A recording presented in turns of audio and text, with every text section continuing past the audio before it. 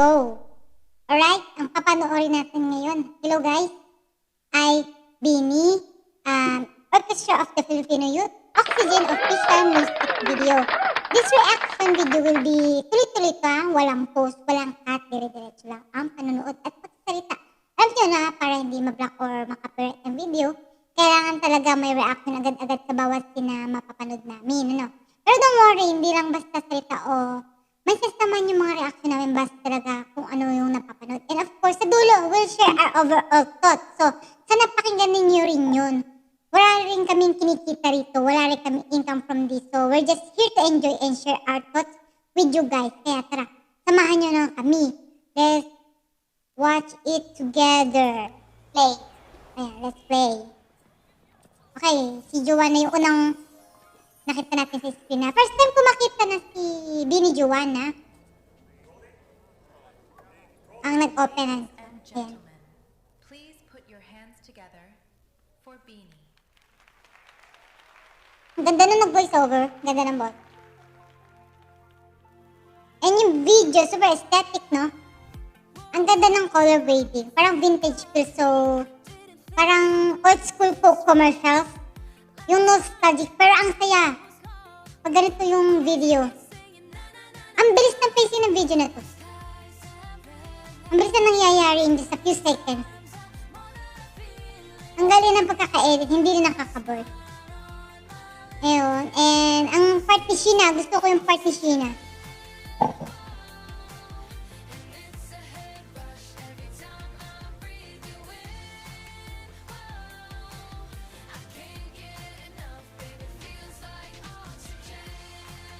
Totoo, mapapabili ka talaga ng cook pag napanood mo to. Ganun kasarap sa mata yung visuals. Nakakauhaw in a good way.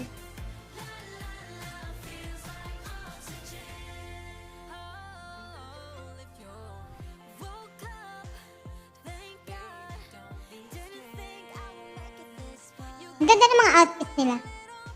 Ang bilis ng palitan ng lens dito. Si Colette, biglang pasok ka switch agad kay Maloy.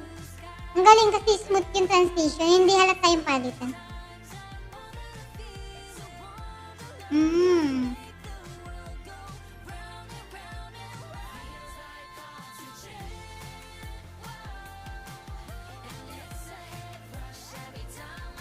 And si, ano yan, si Aya.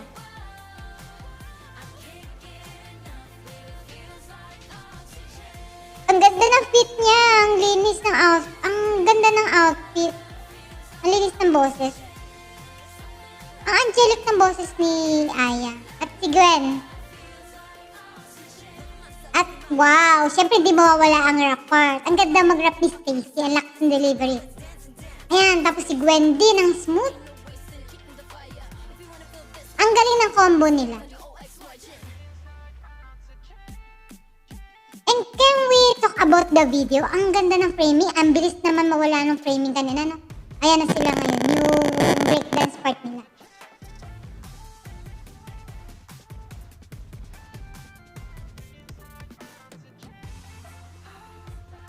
Si Sheena yung nasa gitna. Kitang-kita mo yung control at power niya sa galaw. Pero to be fair, lahat sila gagaling sumayaw, ha? Wala kayo itatapon. Ang linis ng formation nila. Ang galing ng spacing, ang satisfying din panoorin. Balik natin dun sa outfits nila. Ang gaganda nilang styling. Parang bawat isa may sariling personality na lumalabas. Mamili ka na kung sino yung outfit na bet mo. Ikaw, sino sa kanila ang pinaka-stand out para sa'yo? Pili ka! Ako ba? Yes, pili ka na. Di ka pa nagsasalita. Malaki mamaya. Hindi, gusto ko lang malaman. Yeah. Natapos na naman yung ano. Ang video, ang bilis ng video.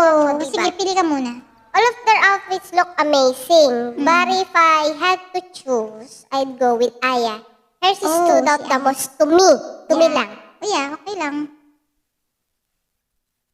Okay. What your thoughts na? Eh, di mo ko papipiliin. Ay, pili ka muna. Sige, ako ang napili ko si Stacy kasi yung damit niya kanina nung nag-rap siya. Inalis niya yung jacket niya. Ang ganda ng styling niya. Siya yung may touch ng white or off-white na jacket. Kaya, ang stand out. Tapos, naka-black boots din siya. Tapos, yung skirt niya, maikli, ang edgy pero classy. Ang kulang ng look niya, bagay na bagay sa vibe niya habang nag-rap. And yun nga, ang overall thoughts ko naman dito, ako na yung unang mag-aano sa'yo. Sige. Yung cook ad na to with Beanie from the visual outfits, lighting, hanggang sa choreography and vocals, ang linis talaga ng execution. And ang aesthetic ng video, sobrang lakas maka-vintage ko, commercial, pero may modern twist. Yung rap parts ni na Stacy at Gwen, sobrang solid. Tapos, ang orchestra nagdagdag talaga ng depth sa sound. She na-own the center sa dance break, pero lahat sila may moment to shine.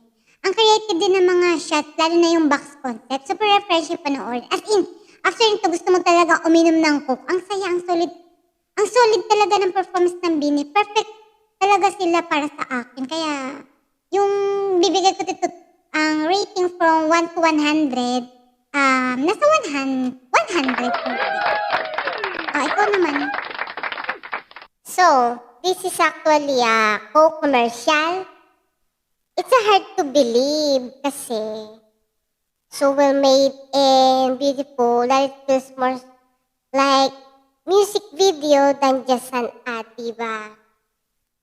And to top it all, there's an orchestra too. It really adds a grand. No wonder it feels so powerful and emotional for just a commercial. Honestly, I don't see it as just a commercial at all. Hindi na pa ako pinaniniwala. It feels like a real song. Yeah.